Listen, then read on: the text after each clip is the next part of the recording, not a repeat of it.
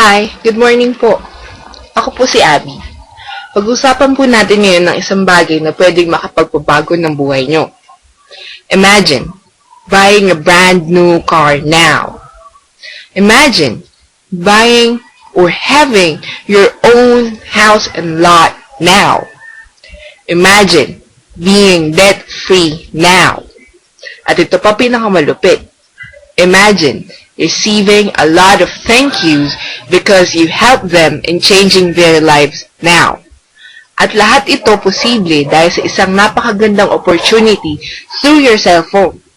Pag-uusapan po natin ngayon ay ang V-Mobile Technologies. First of all, may I please ask you now, how much do you spend just by using your phone for communication? 500 a month? 300? Let's see. For example, you spend 30 pesos a day for everything like text messages, picture messages, and calls. So, 30 pesos ang average daily load consumption mo multiplied by 30 days or 1 month. So, you spend 900 pesos for load every month multiplied by 12 months or 1 year. So, that's 10,800 pesos load consumed every year. So, kung naglo-load ka na for 10 years now, it will be 108,000 pesos for 10 years. Average number of household members is 5.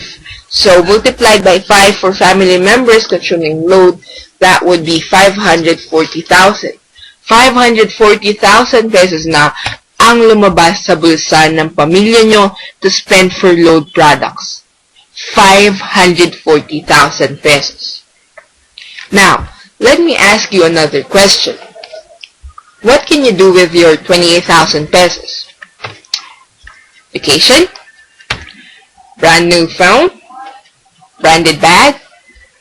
Laptop? Or jewelry? Lahat ito magandang pagkagastusan. Pero, sa lahat ng examples na to, isa lang ang tanong ko sa inyo. Kumita po ba kayo sa lahat ng ito? I have the best recommendation for your money. So now, let me please introduce to you V-Mobile Technologies Incorporated. The name of our company is V-Mobile Technologies Incorporated. Nag-start siya April 29, 2008. So, more than 3 years na siya. According sa research, masasabi mong stable ng isang company kapag nag-last na siya ng more than 2 years. So, sino nga ba ang may-ari ng V-Mobile? Ang may-ari sa kanya is si Penta Capital. Familiar po ba kayo kung sino si Penta Capital? Kung hindi pa po, pag-usapan po natin kung sino nga ba si Penta Capital. Siya po ay isang investment financing corporation. In short, nagpapautang po siya ng pera, hindi sa mga tao, kundi sa mga companies. Sa legalities, meron pong DTI kasi may product, yung load, SEC-registered po kasi nagbabayad ng 10% tax sa government. Si Penta Capital ay isang financing company or quasi-bank. Nag-start po ang Penta Capital 1957. So, more than 50 years na siya. Siguradong stable. So, here are some clients of Penta Capital na nangungutang sa kanila. Ilan sa kanila ay Manila Water, Cebu Pacific, MRT, Shell, Petron, KFC, 7-Eleven, Alaska, ABS-CBN, San Miguel Corporation, SM Prime Holdings, JG Summit Holdings. Ngayon, ito pang mga companies na to ay big time or small time. Siyempre, big time, di ba? Ang point is, kung sila nga ng mga big time companies nagtiwala sa Penta Capital, how much more si V-Mobile at ang mga members ito na mismong may-ari ng kumpanya ay si Penta Capital. To make it clear, clients lang po sila ng Penta Capital. Penta Capital po ang may-ari ng V-Mobile. Ngayon, may nakausap ako isang negosyante. Sabi niya, kung gusto mo daw magnegosyo, kailangan kasama daw sa basic needs ng produkto mo. Ano bang basic needs ng tao? Food. Sino-sino ba ang mga yumaman dito? Jollibee, McDonald's, Greenwich, KFC, at marami pang iba. Sa clothing.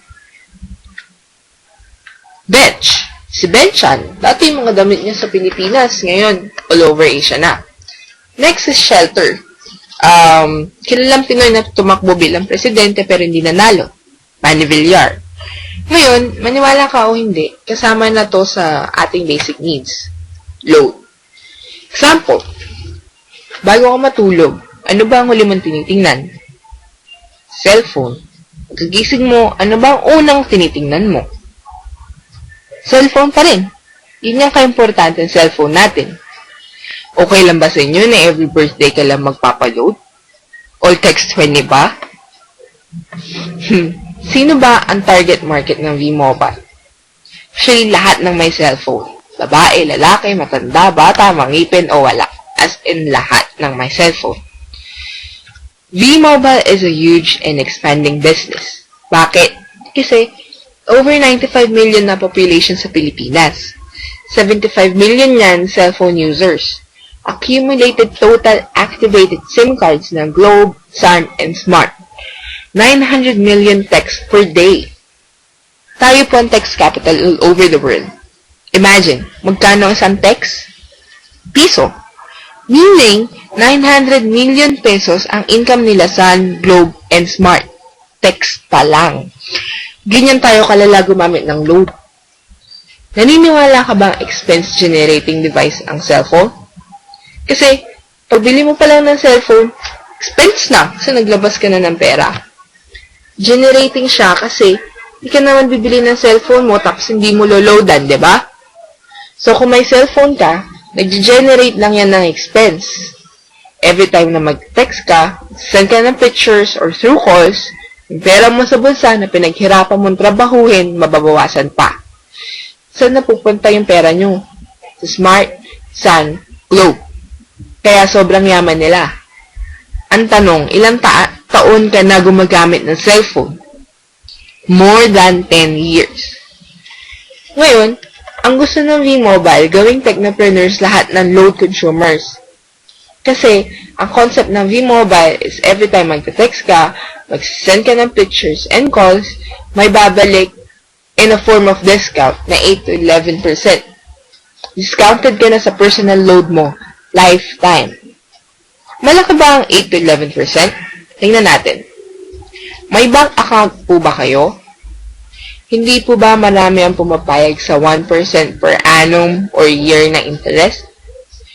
How much more ang 8 to 11% discount sa araw-araw mong ginagamit na load? Diba? So, ano-ano naman ang benefits if you're already a technopreneur? First is use your existing cellphone and SIM card. I-register lang yung SIM mo. Second, one load wallet lang. Load everything. Makakasave ka sa lahat ng 300 prepaid products, PIN-based cards, telephone cards, internet cards, online games, cable cards, and e-loads, yung Globe, Sun, Smart. Next is my inventory ka online. Inventory system. Also, pwede mo ring loadan ang sarili mo through online. Siya, diba? And save as much as 8 to 11% personal lifetime discount. Pero, naniniwala ka bang pwedeng kumita ng 65,000 pesos in 7 months? Trabahong tamad, trabahong malas? Explain ko mamaya. How V-Mobile works. First is, yung kanina ka pa sinasabi na 8 to 11% personal discount on load on over 250 products. Saan ka ba pwedeng magpa-load wallet? First is sa office. Second is technopreneur to technopreneur transfer. Or last option sa mga banks na to, pero hindi ka papasok sa bank at magpapaload mag-deposit ka sa V-Mobile account mo. At makikita yan sa quick guide. So, lahat tayo load consumer, di ba? Anong pagkakaiba natin? For example, Sabay tayo na check-up. Kinabukasan ng umaga. Ikaw, common sense mo na lumabas ng bahay at maghanap ng loading station, mainit man o umuulan. Minalas pa ating gabi, sarado na yung mga tindahan. So, maghahanap ka ngayon ng convenience store. So, paano kung malayo or wala? It's your choice. Pero ako, pwede ko loadan sarili ko anytime, anywhere. Kahit nasa jeep, taxi, airplane, bus, train, or barko. Convenient, di ba? Discounted pa kami. Ikaw, nagpa-load ka sa tindahan, sila lang ang kumikita sa ginagawa mo. Ilang taon na. Pero kami, discounted na kami. For example, maglo-load kami ng 100 sa sarili namin. 89 pesos lang ang bawas sa load wallet. Kilala nyo tong lahat. Globe, Sun, Smart. Napansin nyo yung mga tindahan dyan sa labas? Marami sila, di ba?